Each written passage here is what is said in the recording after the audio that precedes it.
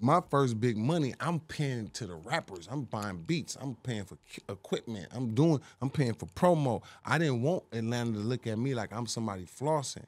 I didn't start doing that till about 2015.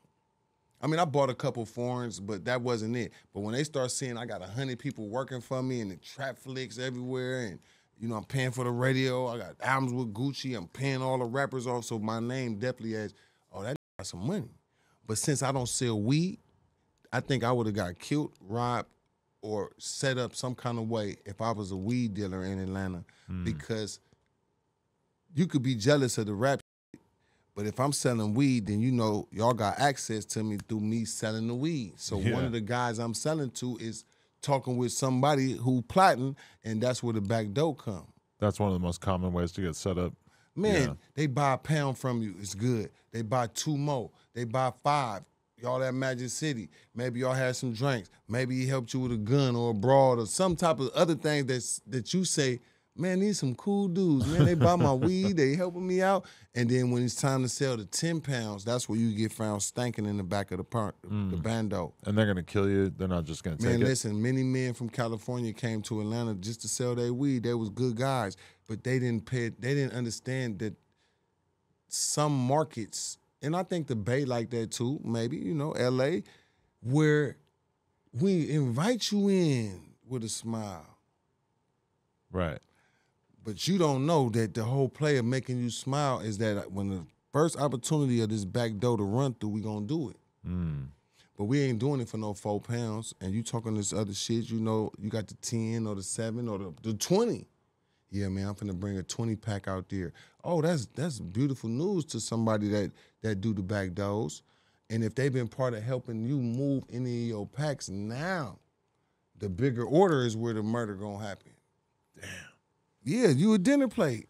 Oof. Nah, it's a cold game. That's why I said I didn't sell. I didn't want to be known as a dope dealer. I don't want to sell no weed. I don't want to sell nothing illegal. You're making me thankful I never got too deep in it. Because I never was successful anyway. I will be in the way.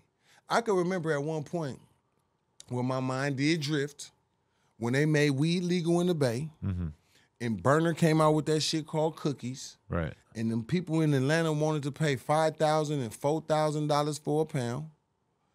And my mans and my people like, boy, Burner, I can get them for 15 or for 2 or, damn near high price type shit, right?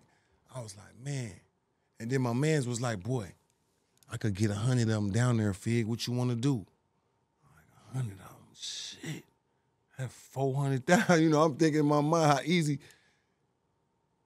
Or I'm thinking how I'm finna be able to possibly, maybe I could just do this and just help move this honey one time and then I'm out.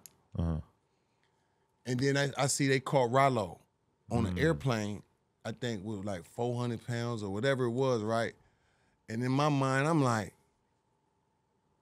I ain't know that Rollo playing like that on private jets with 400. This little 100-pound shit I'm talking about taking over West Side Atlanta with ain't about nothing.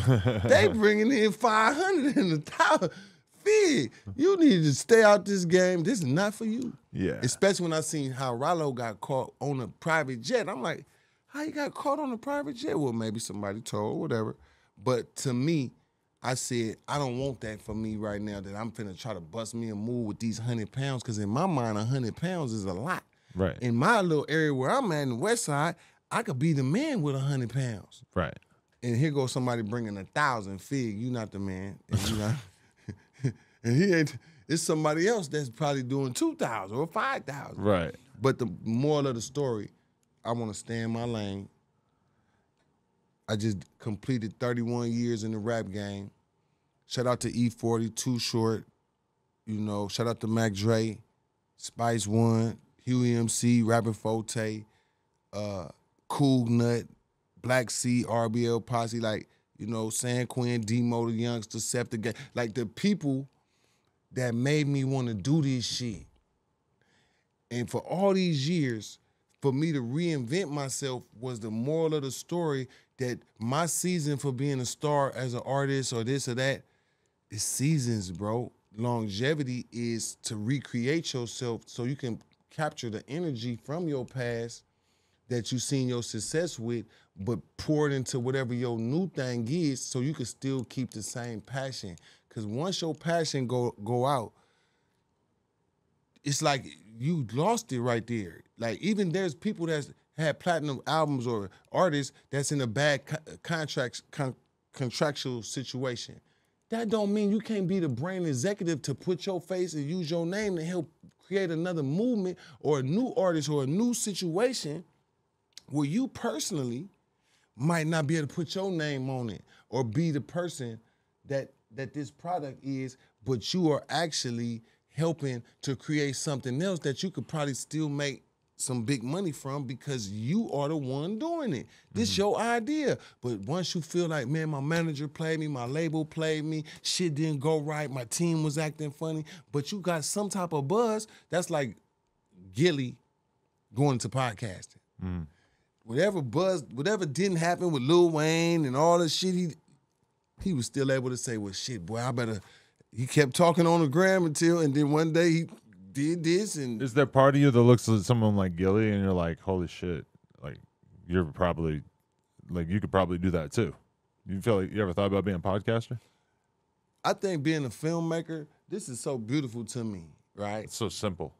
But I'm saying, I see these cameras and then I see these lights and then I see your mic set up, right? But if you was making a movie, this is some of the same things. So podcasting and having this discussion is easier than making a movie. Like, I love your job. I love your business model. We just made a 3-hour piece of content without having to break a sweat, right? Just kind of talking.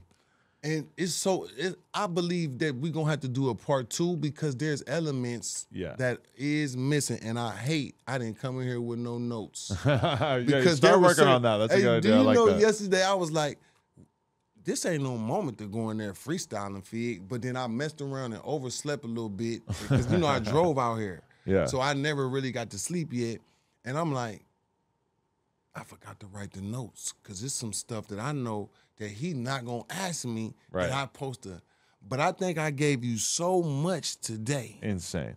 That you're going to be able to chop this thing up and really pinpoint some key things that's definitely some viral shit because there's people probably just didn't know. I mean, your story is damn near the history of hip-hop because you start so early on and are still like an active participant deep to this day.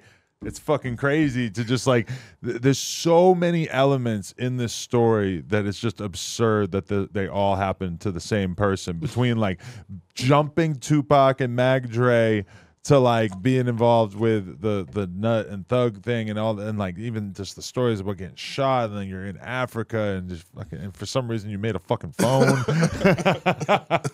Shout out to Trap Please, man. One day, man, hey, listen, y'all, stay tuned, man. Trap Please.